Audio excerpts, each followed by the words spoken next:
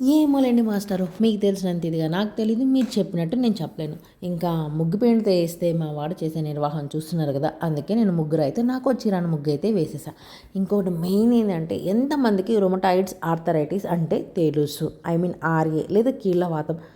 మీకు ఎలా తెలుసు అని మీరు కామెంట్ చేస్తే, నాకు తెలుసు, నేను ఫేస్ చేశా, అవన్నీ నాకు తెలుసు. ఆ పెయిన్స్ ఎట్లా ఉంటాయని అన్నీ నాకు తెలుసు. సో మీలో ఎంతమంది ప్రెగ్నెన్సీ లేడీస్ కూడా రొమటాయిడ్స్ ఆర్థరైటిస్ ఉంది కామెంట్ చేయండి.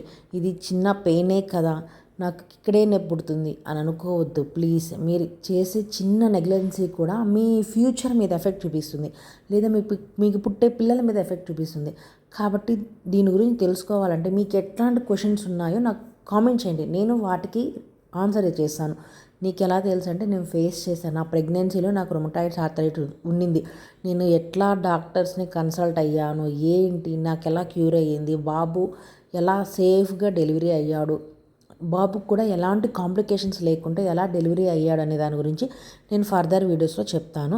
ఇంకా మనం పిల్లల్ని ఎలా బండ పెడతామో వాళ్ళు వెళ్ళేసరికి చూడండి, అప్పటికి మాకు బెడ్ లేదు కాబట్టి సరిపోయింది. బెడ్ ఉంటే వాడంతా వెళ్ళిపోయాను. పాపం మా వారికి ఇంకా కింద వేయలేదులేండి, అందుకే పాపం చేత కప్పెడుతున్నా.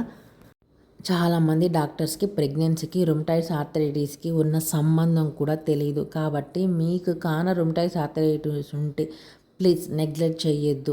ఎందుకు చెప్తున్నానో అర్థం చేసుకోండి. మనం చేసే చిన్న చిన్న తప్పులే మన లైఫ్ మీద అవి చాలా ఎఫెక్ట్ చూపిస్తాయి.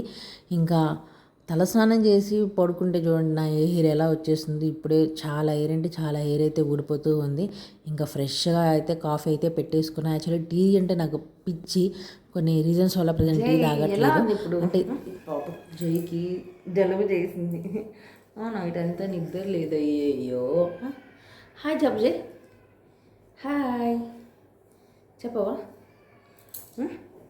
ఏందేమో నీకు హాయ్ అనుకుంటాం. చెప్పు.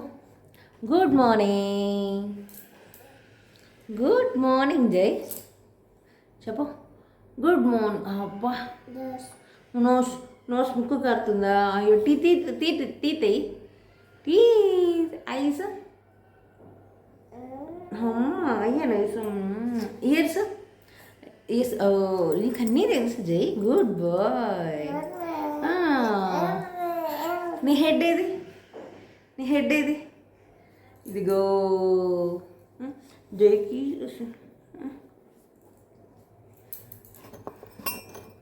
మార్నింగ్ మా బాబుతో ఆల్మోస్ట్ ఇట్లానే ఉంటుంది, అందుకే ఎలాంటి ఎడిట్ లేకుండా యాస్టీజ్ మేము ఎట్లా మాట్లాడుకుంటామో అలానే పెట్టేశాను. ఇంకా ఈరోజు సాటర్డే కాబట్టి నో నాన్ వెజ్. యాక్చువల్లీ మా వారికి ముక్కలైందే ముద్ద దిగదు, బట్ సాటర్డే మాత్రం తప్పదు, ఎందుకంటే నేను ఇంట్లో వండనని గట్టిగా చెప్పేశాను. ఇంకా మార్నింగ్ దోశ, అలానే ఆఫ్టర్నూన్ మామూలు సింపుల్ కర్రీ, ఈవినింగ్ కూడా దోశనమాట.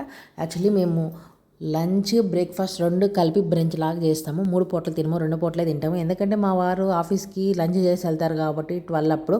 ఇంకా ఒకేసారి నేను కూడా అప్పుడే మేము ఇద్దరం కలిసి లంచ్ అయితే చేస్తాము. ఇంకా బ్రేక్ఫాస్ట్ అయితే చేయము. ఇంకా క్యాబేజీ ఇలా ఉడకబెట్టి కర్రీ చేసుకోండి, తొందరగా ఉడిగిపోతుంది, అలానే మీకు టైం సేవ్ అవుతుంది.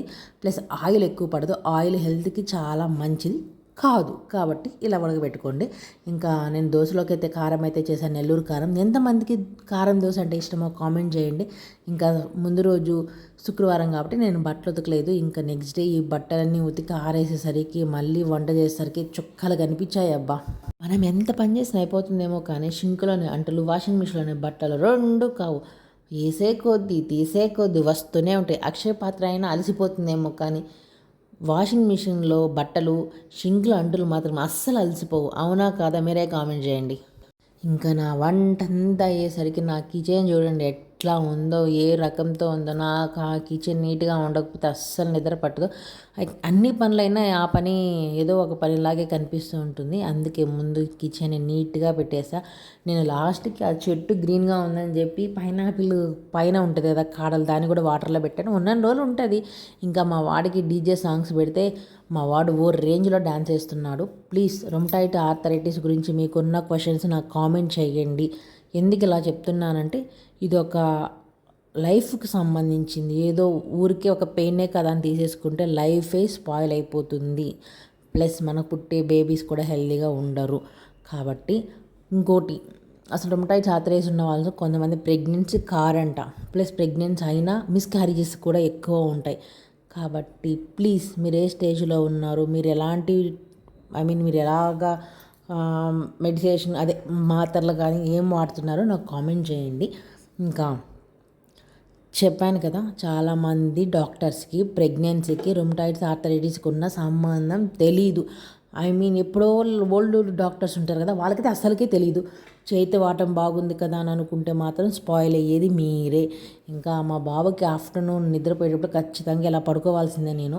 బిడ్డకి తెలుస్తుంది కదా ఎంత నిద్రలో ఉన్న తల్లి స్పర్శ అనేది, అదే అంటారేమో.